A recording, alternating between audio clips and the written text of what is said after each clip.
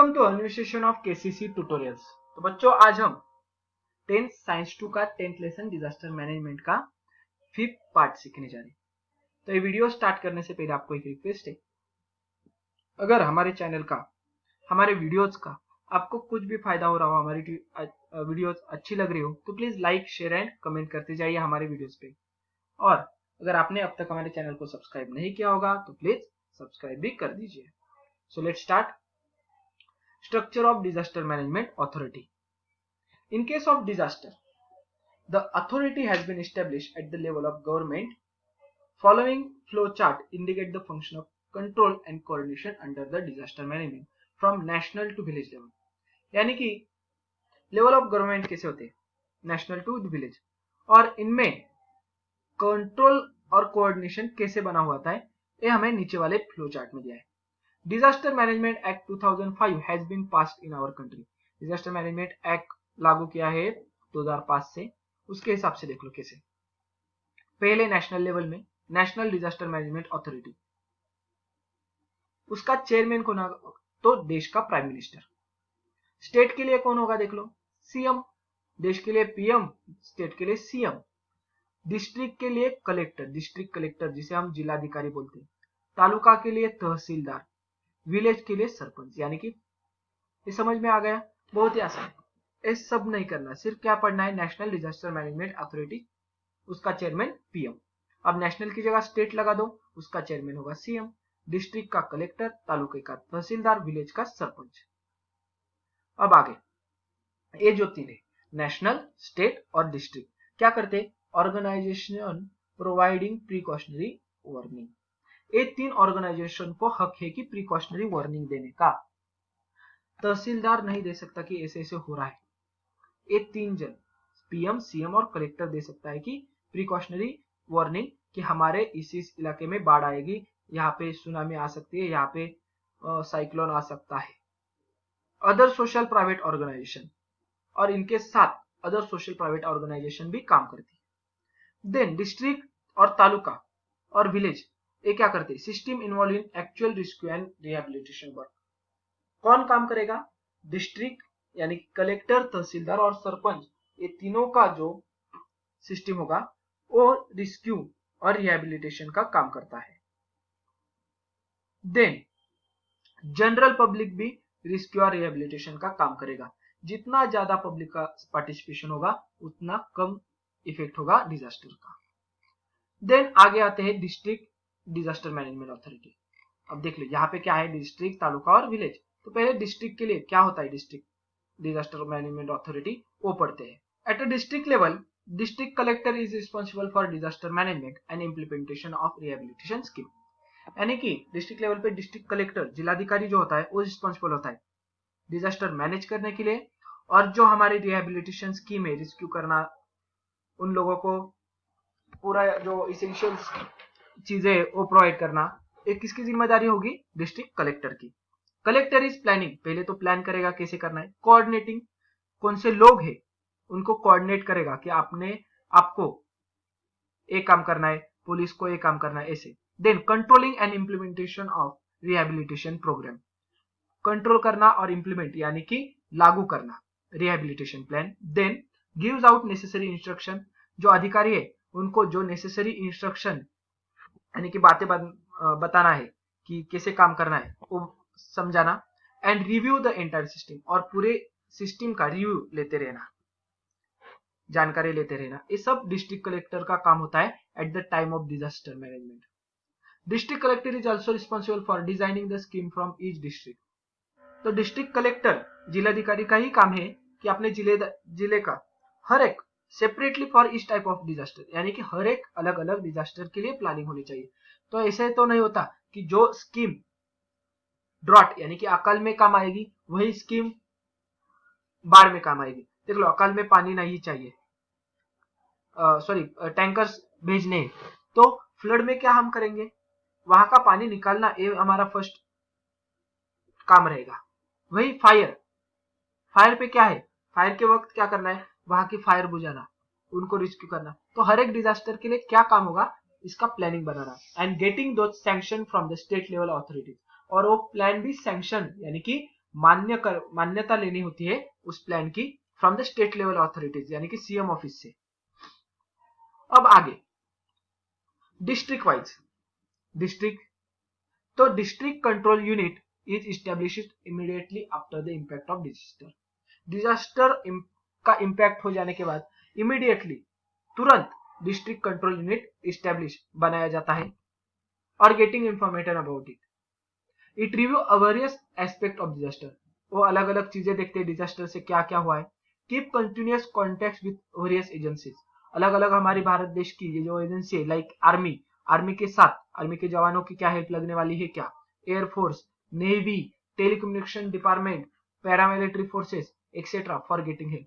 अब देख लो कैसे, एक एग्जांपल लेते हैं कि मुंबई में बॉम्ब ब्लास्ट हुआ, तो वहां पे क्या करेंगे, वो इमीडिएटली आर्मी को नहीं बुलाया, क्या क्या पहले समझ लिया, और वहां उसके बाद जिस वक्त उनको डिजास्टर का मालूम हुआ ये बहुत बड़ा टेररिज्म है, उसके बाद उन्होंने आर्मी को बुलाया, एयरफोर्स को दूसरे दिन बुलाया था, नेवी भी तैयार हुई थी, टेलीकम्युनिकेशन डिपार्टमेंट, यानी कि टेलीकम्युनिकेशन डिपार्टमेंट का देख लो ट्रैक करने में बहुत ही मदद होती है। पहले तो मुंबई ब्लास्ट के लिए पहले सिर्फ लगा था कुछ झगड़ा हो रहा है, उसके बाद समझ में आ गया बॉम्ब ब्लास्ट बहुत बड़ा हो रहा है।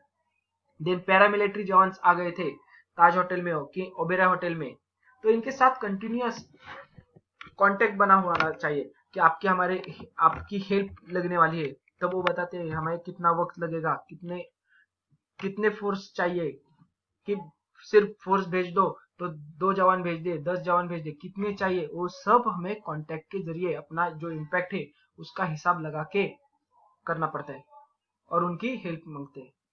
It is also responsible for coordination with various voluntary organizations। अब वॉलंटरी यानी कि खुद जो स्वेच्छा से मदद करने के लिए आते हैं उनके साथ कोऑर्डिनेशन रखना और उनकी जो हेल्प लगेगी उनको बुलाना, ये सब आता है डिस्ट्रिक्ट कंट्रोल यूनिट में। Then find out more about activities international organisation that work for disaster management. Disaster management के लिए कौन कौन काम करता है, तो देख लो United Nations disaster relief organisation, United Nations centre for human settlement, यानी कि लोगों की बस्तियां बनाने के लिए, Asian disaster reduction centre, Asia में जो डिजास्टर होते तो उसका रिड्यूस कैसे कर सकेंगे हम, उसका सेंटर है। एशियन डिजास्टर प्रिपेयर्डनेस सेंटर, उस डिजास्टर के लिए कैसे तैयार रहना है उसके लिए सेंटर बना हुआ है। वर्ल्ड हेल्थ ऑर्गेनाइजेशन, अब क्या है कोरोना का सीजन, सॉरी सीजन नहीं है, क्या है अब महामारी का तो टाइम चल रहा है, तो क्या है वर्ल्ड हेल्थ ऑर्गेनाइजेशन WHO सब काम देख रहा है कहाँ पे कितना लोगों को अफेक्ट हो रहा है, क्या चीजें बनाई गई, अब वैक्सीनेशन कब आएगा, इस पे सब ध्यान कौन रखता है, वो WHO। उसी ने तो हमें 14 डेज का क्वारंटाइन पीरियड है सब किसने बताया, WHO की मान्यता के हिसाब से वो सब हो रहा है। United Nations Educational Scientific and Cultural Organization, ये सब ऑर्गेनाइजेशन काम करते हैं। देन हु डज व्हाट, कौन क्या करता है, तो national disaster response force NDRF national disaster में रिस्पॉन्स फोर्स बनाई गई है as establish as per the disaster management act 2005। Divisions of this force are working in army, एक कहाँ पे काम करती है, इसकी जो डिविजन है आर्मी में काम करती है। Overall 12 divisions are working in the country, और पूरे कंट्री में 12 ऐसी डिविजन है जो कि NDRF की है। Its headquarter is in Delhi and it is action in all over the country with the help of army। Army के मदद से ये दिल्ली में इनका हेडक्वार्टर है और आर्मी की मदद से ये सब NDRF चलता है। In Maharashtra NDRF is action through state reserve police force. NDRF का काम महाराष्ट्र में कौन करते हैं, SRPF, जिसे हम शॉर्ट फॉर्म में SRPF बोलते हैं, state reserve police force. Personnel of this force have substantial contribution to rescue work, काम क्या करेंगे काम, तो रेस्क्यू करना पहले, देन लाइक साइक्लोन में रेस्क्यू करना लोगों को, क्लिप स्लाइडिंग में, बिल्डिंग कोलैप्स होने में। और ये देख लो यहाँ पे एरो आ रहा है http://wndrf government.in, यहाँ पे जाके आपको पूरे इंफॉर्मेशन मिलेगी। इनका NDRF का जो स्लोगन है ना, क्या है, आपदा से सेवा सदैव, यानी कि आपदा डिजास्टर में आने के, डिजास्टर कभी भी आए उसमें सेवा करने के लिए हम सदैव तैयार है। अगला है हमारा फर्स्ट एड इमरजेंसी एक्शंस, यानी कि प्रथम उपचार कैसे करने। You have studied in earlier classes about the types of first aid to be offered to the person injured in disaster. Disaster होने के बाद कौन से फर्स्ट एड लगाने हैं। You to this knowledge is useful for offering the help to classmate or people around you facing any disaster or injury।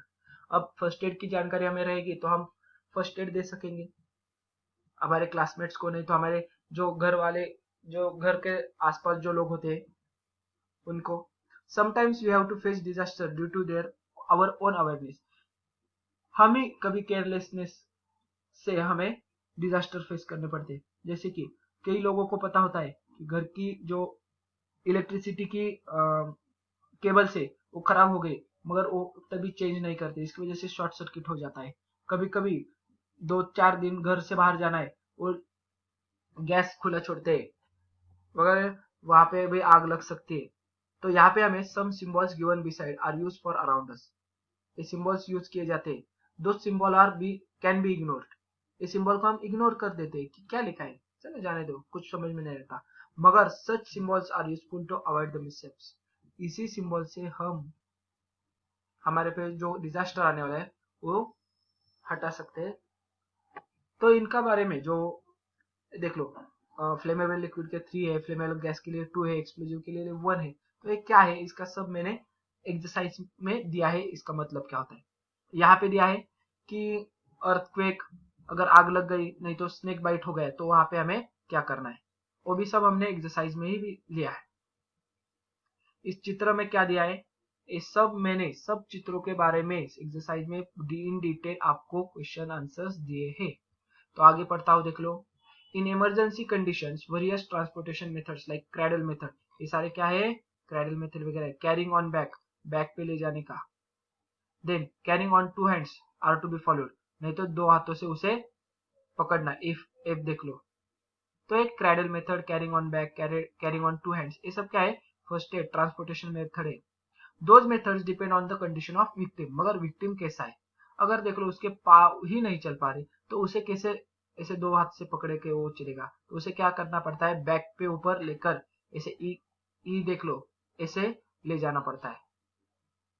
We face different types of major minor disaster in our daily life. Various varieties of disaster like accident होता है, stampede होता है, injuries in fighting, झगड़ों में किसी आदमी को लगता है, इलेक्ट्रिक शॉक लगते हैं, बर्न्स जलते, हीट शॉक, हीट का शॉक यानी कि जिसे हम उष्माघात बोलते हैं, बहुत ही बाहर, बहुत ही हीट के कारण उसे डिहाइड्रेशन होता है और मुरझा जाता है वो, यानी कि अनकॉन्शियस हो जाता है। Snake bite, dog bite, fire due to electric short circuit, epidemic of any disease, यानी कि 7, अब जैसे कि एपिडेमिक्स चालू है, कॉलेरा का एपिडेमिक होता है, डेंगू का एपिडेमिक आता है। तो ये सारे डिजास्टर में हमें कैसे करना है, कैसे इमरजेंसी ट्रांसपोर्टेशन करना है आदमी का, जिसे यानी कि विक्टिम का, जिस इंसान को अफेक्ट हुआ है। तो ये सब वेरियस एक्टिविटीज दी है।